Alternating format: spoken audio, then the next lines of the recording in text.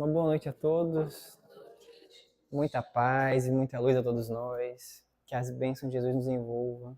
É sempre um prazer imenso estar aqui com vocês. E hoje a gente vai falar sobre um tema muito interessante. Para entendermos esse tema realmente com bastante convicção, vamos entender algumas etapas iniciais. Então, primeiro vamos entender o seguinte. Pergunta 625 do Livro dos Espíritos. Quem Deus tem oferecido para nos servir como guia e modelo? Eu acho que é a resposta mais curta do livro inteiro, que é Jesus. Algumas traduções falam, vinde Jesus. Então, Jesus é esse modelo, é esse guia, é esse irmão maior enviado por Deus para nos orientar no ápice. E como coloca Kardec na nota de rodapé dessa pergunta, Jesus, esse modelo, é o exemplo maior de moralidade, de perfeição que a gente consegue almejar aqui na Terra. Então, ele, podemos dizer, que é a pessoa mais importante que já pisou nesse planeta como encarnado. É o ser mais importante da Terra em todos os tempos que passaram e eu arrisco dizer que em todos os tempos que ainda virão. Jesus é o ser mais importante de todos. E nos fala o nosso amado Chico Xavier, e ele fala de uma maneira muito bonita e muito poética, que Jesus, o nosso Cristo, quando decidiu que viria à Terra, caminhou pelo universo, ele começou a caminhar pelo universo 4.000 anos antes. Então, o que isso significa? Ele começou a se rebaixar ali 4.000 anos antes, para não ofuscar tanto a gente ali. Todos os espíritos que participaram desse planejamento falam que foi uma coisa muito complexa, muito difícil. Eu vi uma frase que o espírito fala o seguinte: foi como colocar um feixe de luz num cesto de cipó. Não consigo nem compreender a complexidade disso. O ponto, meus amigos, é que foram 4.000 anos de preparação. Não a preparação do Cristo em si, porque ele já era um Cristo, mas preparação nossa para recebê-lo, preparação do ambiente. Então teve toda essa preparação, todo esse cuidado, todo esse carinho, muitas obras da literatura espírita vão abordar esse tema com bastante profundidade. E aí então nós temos essa figura que é o ser mais importante das nossas vidas. É o nosso principal modelo, o ser mais importante da Terra. E aí sempre que eu penso sobre o assunto, me vem a primeira pergunta: quem é Jesus de fato? O que a gente sabe sobre esse espírito tão evoluído que é o nosso irmão que nos ama tanto? E para simplificar as coisas, vamos falar só sobre a vinda dele na Terra. Não vamos nem tentar sondar o que vem antes, porque isso aí está muito longe da nossa compreensão. Mas Jesus na Terra, quem foi esse ser? O que ele fez aqui na Terra? E a verdade é que eu sempre chego na mesma conclusão: a gente não sabe. A gente não sabe. Foi o ser mais importante das nossas vidas, a gente não sabe quase nada sobre ele. Porque quando eu paro para pensar sobre a infância do Cristo, eu não sei muita coisa. Quando eu paro para pensar sobre a adolescência de Jesus, eu não sei muita coisa. Sobre a vida adulta, eu também não sei muita coisa. O pouquinho que a gente sabe são pequenas passagens dos 3 últimos anos da sua vida, que foi onde o seu ministério se intensificou. E o Cristo, 4.000 anos de preparação do ambiente, ele sabia que a gente se encontrava numa posição ainda de uma infância espiritual. Que até hoje nos encontramos, se a gente for bem honesto, estamos muito mais próximos da nossa origem do que da nossa destinação. E ele sabia que nós não iríamos conseguir reter com fidelidade todos os conhecimentos que ele nos trouxe. Já estava no plano do Cristo que boa parte do que ele fez ficaria ainda escondido, a ser revelado. Como bem nos coloca Humberto de Campos, não haveriam livros suficientes na Terra para descrever tudo o que ele fez enquanto esteve entre a gente. Então foi muita coisa. E o Cristo sabia disso. Tanto que no que nós havíamos já adquirido de capacidade intelectual e moral de entender a sua mensagem, ele foi muito claro. Amar a Deus, perdoar, ter indulgência, amar o próximo, amar os inimigos. Isso ele foi muito claro, não há dúvidas. Mas algumas coisas ele não pôde falar tão abertamente, porque não estávamos prontos para entender. Né? Há muitas moradas na casa de meu pai. Mas ele disse. Quando o doutor da lei pergunta, mestre, nos fala aí sobre as coisas do céu. O que ele fala? Vocês não estão entendendo nem as coisas da terra? Como querem que eu fale sobre as coisas do céu? As parábolas, que são uma codificação tão inteligente de lições que sempre que são analisadas, se demonstram mais sublimes ainda. Então, muitas coisas, Jesus não pôde falar abertamente, ou falou e nós não entendemos. E aí, ele faz uma promessa. Eu vou mandar um Consolador prometido. E ele vai relembrar tudo aquilo que eu disse, vai explicar o que vocês não tiverem entendido e vai ensinar muito mais. Ele vai ficar com vocês para sempre. E para nós que estamos aqui hoje, espíritas, o Consolador prometido é a doutrina divina, que é entregue nas mãos de Kardec pelos espíritos superiores como um presente a todos nós, como uma ferramenta valiosíssima para que possamos utilizar a nossa evolução espiritual. E o Espiritismo nos traz uma coisa que nós não havíamos atentado nesses 1800 anos, entre a vinda do Cristo, o seu afastamento físico da Terra, porque espiritual jamais se afastou, e jamais se afastará, como ele mesmo promete, estarei com vocês até o final dos tempos, e o advento do Espiritismo. O conceito de fé, a fé raciocinada, a fé que tem que passar pelo crivo da razão, do discernimento, precisa ser entendida para ser vivida.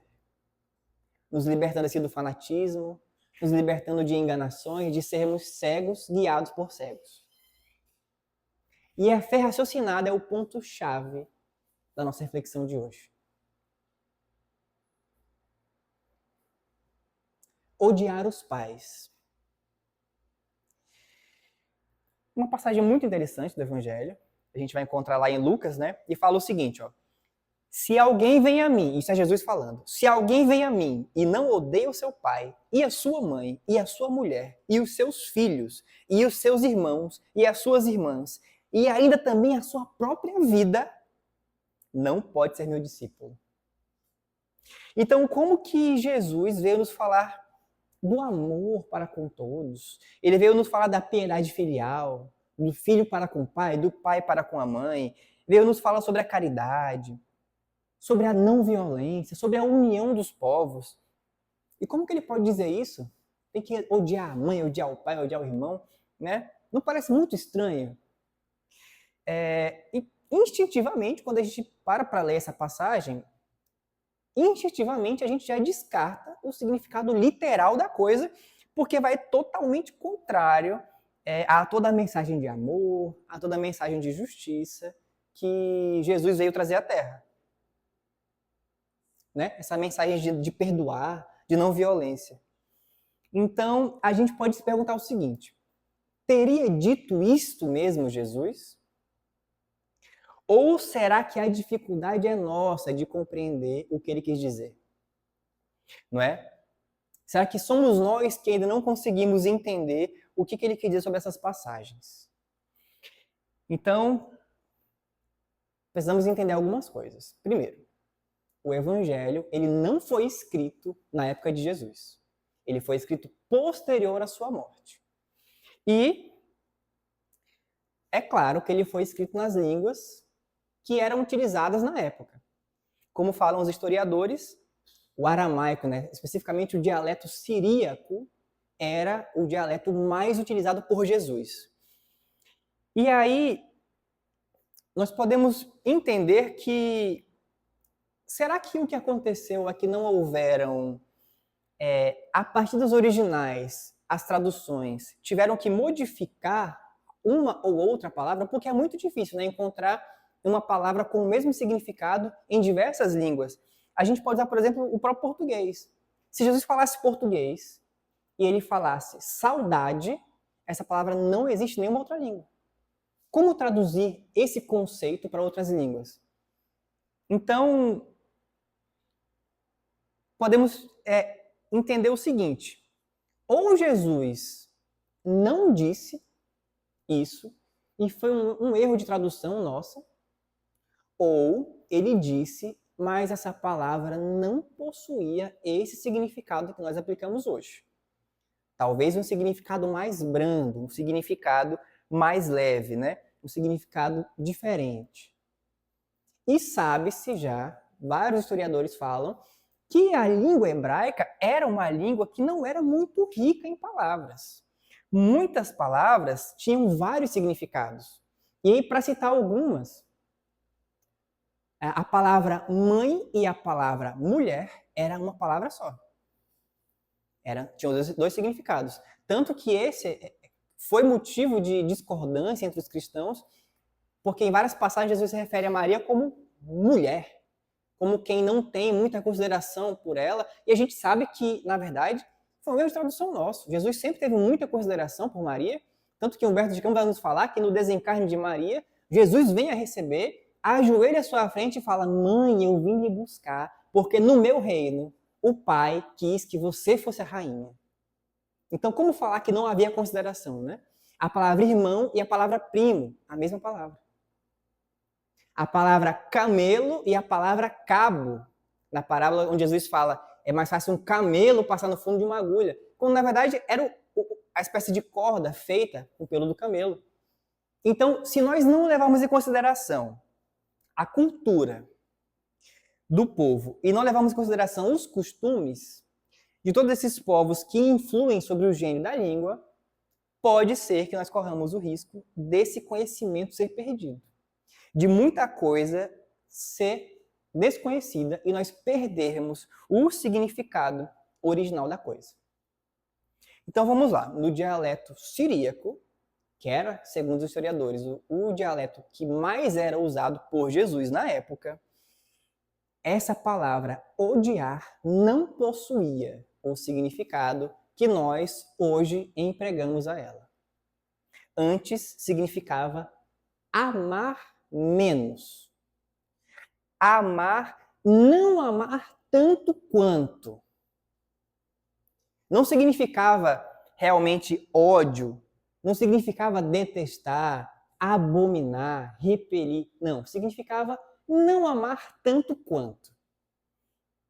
Então, se a gente substitui a palavra odiar nessa passagem por amar menos, o significado já é outra coisa. Já faz toda a diferença para a nossa compreensão. Porque uma coisa é Jesus falar o seguinte: quem não odeia o seu pai, não odeia a sua mãe, não odeia os seus irmãos e por aí vai, né? Outra coisa, ele falar o seguinte: quem não ama menos o seu pai, menos a sua mãe, menos o seu irmão, do que a mim e ao pai, não está pronto para ser meu discípulo ainda. Percebem a diferença? Essa sutil diferença que muda totalmente o significado. Então, quando o Evangelho, sendo escrito muito após o desencarne de Jesus, e futuramente sendo traduzido por muitas línguas e muitos povos, e cada autor que traduz coloca a sua opinião, cada pessoa que traduz pode ter colocado, como a gente sabe, conhecendo a história, os seus interesses ali para predominarem sobre o ensinamento do Cristo. A gente pode pegar exemplo o próprio Evangelho segundo o Espiritismo ou o próprio Livro dos Espíritos, que em 1800, quando publicado por Kardec e depois traduzido para o português, até hoje estão lançando novas edições, né? Para atualizar a linguagem, para trazer novos conhecimentos, para trazer novas visões da mesma coisa. E cada autor coloca a sua opinião, coloca seus comentários. Então isso é um acontecimento natural. Então a probabilidade é que isso tenha acontecido. Então Jesus não quer fomentar o ódio, que isso fique muito claro para todos nós. Antes, ele quis nos relembrar uma coisa que ele já havia dito. Na verdade, o que Jesus está falando aí, ele está fazendo um convite para todos nós. Um convite muito bonito para todos nós, que é o convite para que nós nos esforcemos para superar o materialismo. O apego ao que não é eterno. O apego ao que é matéria. Então, quando ele resume toda a lei e todos os profetas em 2 mandamentos, quais são eles? O primeiro, vamos encontrar lá em Mateus, capítulo 22, versículo 37, onde Jesus fala o seguinte: amarás o Senhor teu Deus de todo o teu coração, de toda a tua alma e de todo o teu entendimento. Então, essa passagem é um lembrete. Enquanto você priorizar as coisas da terra, exemplificadas por ele como a mãe, o irmão, o pai, o tio, do que Deus que está no céu não está pronto para me seguir. Ele não disse, eu sou o caminho, a verdade e a vida. Ninguém vai ao Pai senão por mim. Ou seja, eu estou trazendo a verdade, estou revelando o caminho para ir ao Pai. O que significa ir ao Pai? Para a evolução, para o progresso. Então, enquanto nós estivermos ainda presos nas questões materiais, não estão prontos para chegar no Pai. Entenderam a grande diferença? Então, esse é o convite. O convite que ele nos faz é o convite para amar a Deus. Amem antes Deus. E o que significa amar a Deus? Então, priorizá-lo, como já comentei. Ou seja, colocar a vontade do Pai sobre a nossa. Colocar os desejos de Deus sobre os nossos. Então, entender que Ele é mais importante, que a sua vontade, a sua mensagem, o que Ele nos pede é mais importante. Depois, confiar em Deus. Confiar em Deus. Por mais difíceis que sejam os desafios, por mais desafiadores, entender que nós estamos sempre sob a proteção dele. Confiar. Confiar em Deus. E amar a Deus também significa servir o próximo. Priorizá-lo, confiar, mas não basta. É preciso servir o próximo. O próprio Kardec nos fala, né? Fora da caridade não há salvação. Então, sem o trabalho no amor, sem que os ensinamentos de Jesus reflitam como ações positivas na nossa vida, não há salvação, não há progresso. Né? Não há progresso. Só que tem um detalhe muito importante, que é o que Jesus vem nos lembrar. Servir o próximo sem apego. Servir o próximo com desapego.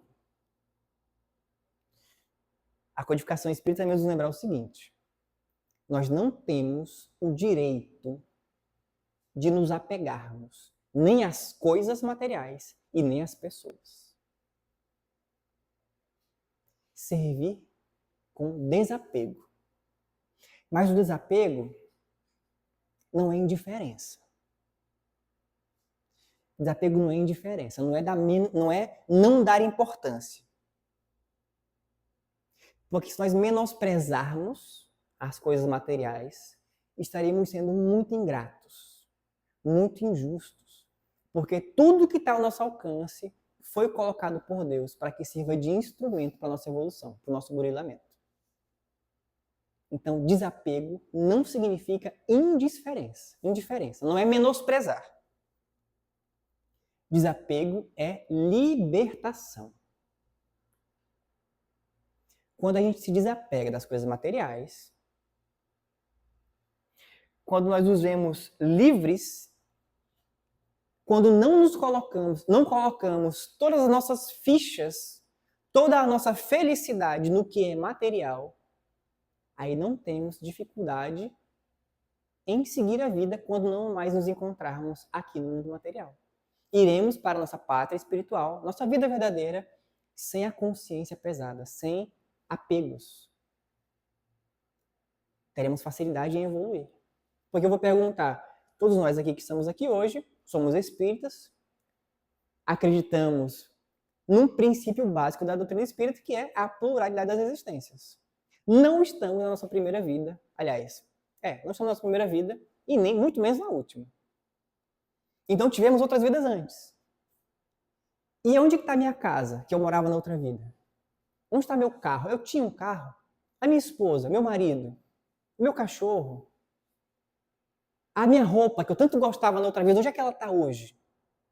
Percebem que se eu desenvolvo esse apego, isso me atormenta no pós-vida.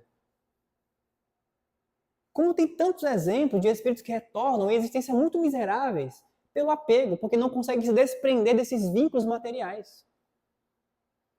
Então percebe que precisamos aproveitar essa oportunidade, aproveitar esses recursos materiais que são tão úteis para a nossa evolução, porque se não fosse assim, Deus não teria nos entregado a nós para a nossa evolução. Então não é ter indiferença, é uma libertação. Mas não se preocupem, porque também não é da noite para o dia, é uma conquista. É uma construção diária. O próprio Emmanuel nos fala no livro Pão Nosso, o desapego é a chave que abre as portas da felicidade verdadeira. Como falava São Francisco de Assis, a divina felicidade, a verdadeira felicidade. O desapego é essa chave. Viver em simplicidade. E é uma conquista diária. Um exemplo prático disso é um jovem rico, que observando os mandamentos, observando as leis, fala, Jesus, além disso, o que eu posso fazer? O que o mestre fala? Vende tudo que tens, doa aos pobres e me segue. Por que ele não seguiu Jesus naquele momento? Desapego. Não tinha desapego. Ele estava muito apegado às coisas materiais. Quando esse jovem desencarna, o que ele leva para o mundo espiritual? Apenas o arrependimento de não ter tido a coragem de desapegar das suas riquezas materiais, que ficaram todas na terra. Então, entendendo que precisamos, como fala os Espíritos, entender que não temos o direito de nos apegar nem às coisas materiais e nem às pessoas. Para alguns é até fácil não se apegar às coisas materiais, mas não se apegar às pessoas é um pouquinho mais difícil. E de novo, não podemos nos apegar às pessoas porque não somos donos verdadeiramente. Assim como das coisas materiais não somos donos, é apenas uma concessão temporária que estamos apenas cuidando, somos usufrutuários. Também não somos donos das pessoas. Porque eles são filhos de Deus, que é nosso Pai e Criador. São dele, não são nossos. Só que isso também não quer dizer menosprezar. Quando a gente entende isso, na verdade, o que acontece com a gente é o contrário. A gente começa a valorizar muito mais a oportunidade que nós temos de estarmos convivendo com as pessoas que estão à nossa volta. Porque sabemos que não somos donos dela. E como bem fala Jesus, o Espírito sopra onde quer. Ninguém sabe de onde ele vem, nem para onde vai. Então, enquanto estamos aqui juntos, valorizemos essa oportunidade. Então a gente aprende a valorizar e a gente aprende a servir com mais alegria. A gente aprende a servir com mais coragem. A gente começa a entender que não precisamos mais dilacerar os nossos corações com a partida de um ente querido, por exemplo, porque aprenderemos que ele também é filho de Deus, que está amparado, assim como também estamos. E que os laços que nos unem podem ser eternos. Os laços do amor, os laços da caridade, da fraternidade.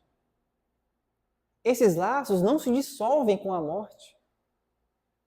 Na verdade, se intensificam, porque já livres desse veículo pesado que é o corpo carnal, temos mais liberdade para sentir o que sentimos.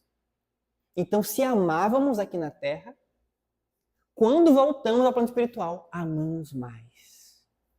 Se tínhamos carinho, nosso carinho é maior. Então aprendemos que podemos aproveitar a companhia do próximo, servi-lo, sem querer ter posse, sem querer prendê-lo. Então esse é o convite de Jesus, quando ele fala isso. É o convite a, mais uma vez, como divino emissário, apontando para o que realmente importa. O primeiro mandamento é amar a Deus, observar a sua vontade, observar os seus mandamentos, atender às suas leis. Depois, foquemos no que é material. Abandonar o pai, abandonar a mãe, não quer dizer que nós não amamos. Assim como Se tivéssemos uma situação de guerra e o filho abandonasse o lar para ir defender o seu país na guerra, isso não seria visto como uma boa ação? Como um ato de patriotismo? Será que isso significaria que ele não ama os pais? Na verdade, não, o contrário, ele está disposto a se afastar temporariamente para defendê-los. Assim deve ser a nossa atitude. Amo os meus próximos, mas preciso entender que tudo que está aqui na terra é passageiro e que as coisas que permanecem são as coisas eternas, as coisas do Espírito. Esse é o convite de Deus. Esse é o convite de Jesus. Mais uma vez, vindo nos relembrar que somos espíritos imortais. Vindo nos relembrar que estamos em um processo constante de evolução. Como bem coloca André Luiz no livro Nosso Lar, ele fala o seguinte: a vida na Terra é uma breve passagem, mas a vida do Espírito, essa é eterna. Então vem Jesus nos falar que ao entendermos verdadeiramente essas palavras, ao entendermos verdadeiramente o real significado dessa passagem da vida do Cristo, iremos adquirir paz interior, porque iremos, não importando onde nos encontremos, iremos estar sempre tranquilos, com a certeza de que estamos bem amparados, com a certeza de que Deus é nosso Pai e não nos abandona, com a tranquilidade de alguém que já se harmonizou à vontade de Deus. Então teremos a esperança renovada. Teremos maior força para superar os desafios, ou seja, a nossa fé ficará mais fortalecida, porque entenderemos que tudo que acontece conosco é a vontade de Deus. Não cai uma folha de uma árvore sem que Deus permita. Ele é o Deus bom, o Deus grande, o Deus justo, que germina as plantas, que eleva as ondas. Então aprenderemos a, não importa onde nos encontremos, teremos sempre a certeza de que estamos nas mãos de Deus e, eventualmente, encontraremos a felicidade verdadeira. A felicidade que vem do Espírito, que é duradoura, que dura para sempre. Aquela que Jesus oferece à mulher viúva, quando ele fala: se beberes da água que eu tenho a oferecer, não voltará a ter sede. Essa é a felicidade verdadeira, a felicidade eterna, como mais uma vez falava o Pai Francisco. A verdadeira felicidade, aquela que ainda não pode ser encontrada na Terra. Então, eu agradeço a atenção de todos vocês e eu espero que tenhamos entendido em conjunto que as palavras odiar o pai, odiar a mãe, não são jamais um convite ao ódio. Não são. Mas sim um convite divino, um convite celestial ao desapego, um convite divino a voltar a nossa atenção ao que realmente é importante. Porque esse desapego é necessário para que nós possamos seguir a nossa caminhada de evolução espiritual. Que nós possamos, a partir de hoje, colocar Deus em primeiro lugar nas nossas vidas, amando nossos familiares, respeitando nossos familiares, porém com pureza, com desprendimento. Que nós possamos entender que os laços verdadeiros são os laços do Espírito. E que através do perdão, através da reconciliação, podemos transformar essas nossas relações aqui na Terra, com nossos familiares, em fontes de crescimento, em fontes de aprimoramento, em fontes de harmonia. Lembremos sempre, somos espíritos imortais, em constante evolução. Precisamos ter isso em mente, mas não apenas entender isto. Precisamos nos esforçar para viver como pessoas que entenderam isso. Não basta acreditar. É preciso que a crença, que o Evangelho reflita positivamente na minha vida, na minha conduta. Porque se não reflete na minha conduta, quer dizer que a relação que eu tenho com Jesus é ainda uma relação muito superficial, muito frágil. Que nós possamos ter em mente que o nosso grande objetivo, enquanto espíritos encarnados aqui na Terra, é buscar a evolução, fazer o bem, observar Jesus, que mais uma vez, como comentei no início dessa conversa de hoje, é o modelo, é o guia, é o exemplo que nos cabe almejar ser um dia aqui na Terra. Então, que ele siga nos inspirando com o seu exemplo, com as suas palavras, e que o seu amor nos envolva, para que nós possamos caminhar por um caminho que é feito pelo estudo, pelo trabalho, pela caridade, mas que é sempre iluminado pelo amor. Porque um caminho, como coloca Emmanuel, que é largo, mais escuro, pode abrigar perigos. Mas um caminho estreito, iluminado pelo sol de Deus, é roteiro seguro aos braços do Pai. Que possamos essa noite sair daqui fortalecidos, inspirados e confiantes de que Deus aguarda por nós. E que as forças do bem, que são as forças que coordenam todo o universo, estejam conosco nesse processo, hoje e sempre. Muito obrigado a todos vocês.